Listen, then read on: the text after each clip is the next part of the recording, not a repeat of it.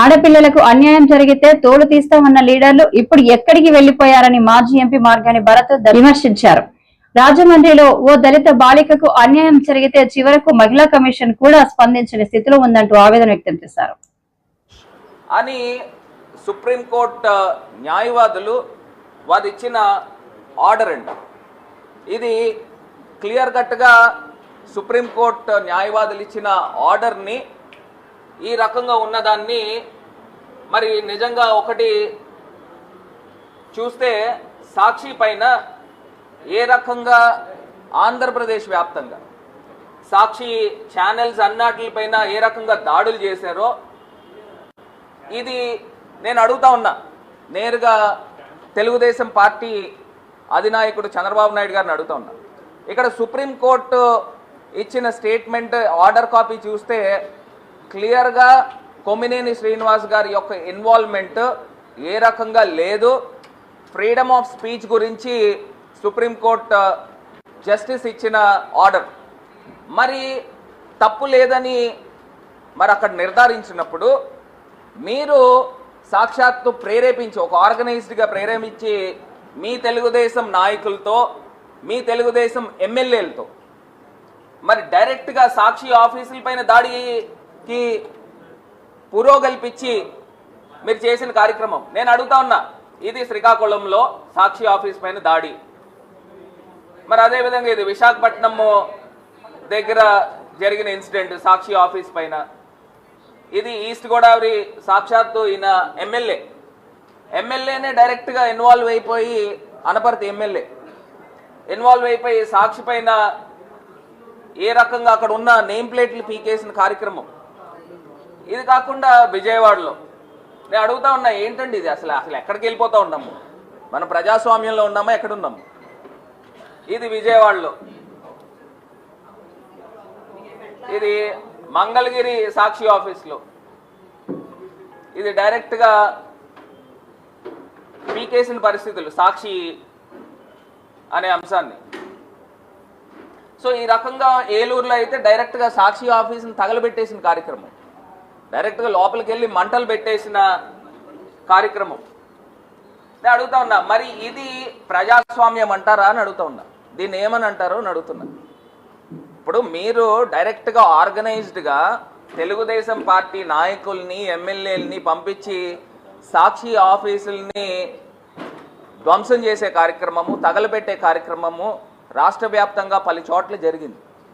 మరి నేను అడుగుతా ఉన్నా, ఇదే చంద్రబాబు నాయుడు గారిని, ఇదే ఆంధ్రప్రదేశ్ రాష్ట్ర పోలీస్ శాఖను అడుగుతా ఉన్నా, ఈ జరిగిన ఘటనలపైన మీరు ఎక్కడెక్కడ ఎవరెవరిపైన కేసులు నమోదు చేశారని అడుగుతా ఉన్నా. ఇది ప్రజాస్వామ్యంలో ఉన్నామా?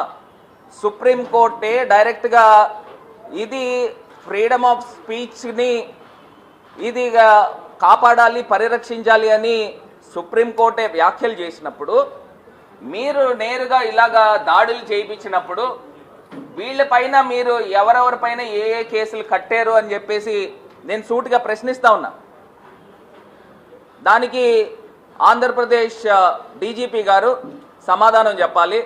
రాష్ట్ర వ్యాప్తంగా సాక్షి ఆఫీసుల్ని ధ్వంసం చేసిన ఘటనలలో ఖచ్చితంగా కేసులు నమోదు చేయాల్సిన అవసరం ఉంది అని కూడా ఈ సందర్భంగా తెలియపరుస్తున్నా. ఇది ఏలూరు అండి, సాక్షాత్తు ఏలూరులో సాక్షి ఆఫీసులో ధ్వంసం చేసిన కార్యక్రమం ఇది. అక్కడ పోలీస్ ఇన్స్పెక్టర్ కూడా అక్కడే ఉన్నాడు. సరే, ఇది పక్కన పెడితే నేను అడుగుతా ఉన్నా, ఇదే రేణుకా చౌదరి గారు TV5 లైవ్ షోలో ఆమె మాట్లాడిన అంశం గురించి ఒక్కసారి వినండి. ఆమె ఏ రకంగా సాక్షాత్తు మాజీ ముఖ్యమంత్రి వర్యులు రాష్ట్రానికి ప్రతిపక్ష నాయకుడిని ఏ రకంగా దూషించారో ఒక్కసారి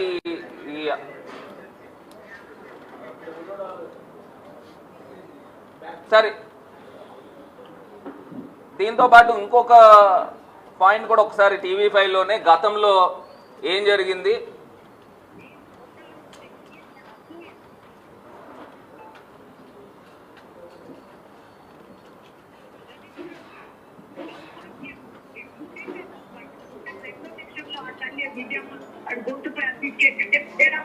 వద్దండి అలాంటి మాటలు. రేణుక గారు మీ ఆవేశం నాకు తెలుసు, ఒక్కసారి వినండి. పొట్టలో ఉండే అసూయ దరిద్రం దౌర్భాగ్యం నేను పుట్టిందే దౌర్భాగ్యం పుట్టిన రెండో నిమిషంలో ఆ తల్లి విజయమ్మ అటు గొంతుపై తీసుకెళ్తే తేడా పోయింది. వద్దండి అలాంటి మాట్లాడదు. రేణుక గారు మీ ఆవేశం నాకు తెలుసు. ఈవిడ ఎంపీ గారండి రేణుకా చౌదరి గారు డైరెక్ట్గా ఒక టీవీ లైవ్ షోలో సాక్షాత్తు ముఖ్యమంత్రిగా పనిచేసిన జగన్మోహన్ రెడ్డి గారి గురించి ఆయన పుట్టిన వెంటనేనంట వారి తల్లి గారు పీక నొక్కేసి ఉంటే ఒక పీడ విరగడైపోయింది. ఇదే వర్డింగ్.